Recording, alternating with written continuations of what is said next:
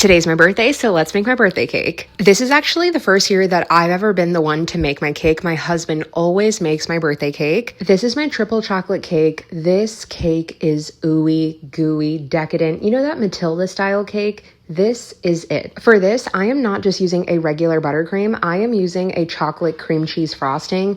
If you have never made a chocolate cream cheese frosting, you are missing out. This is definitely a cake that is gonna make you want some milk, but not because it's dry, but because it is so chocolatey. I love a chocolate cake that's not just cake and buttercream.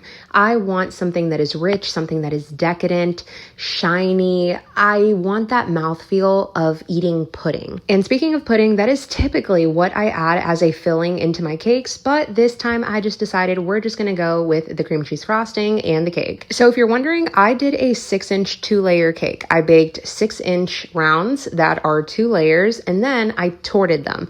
All that is a fancy term for cutting it in half horizontally. You can also tort it and make many different layers. When you see a cake that says it's an 8-layer chocolate cake, it's not 8 real layers. It's 8 very thin layers. I did this so that way I could have a better cake to frosting ratio. I do not have very many clients request this, but I just had to do it for myself. For the design on the cake, I just did a very simple swirl design, I guess is what you could call it.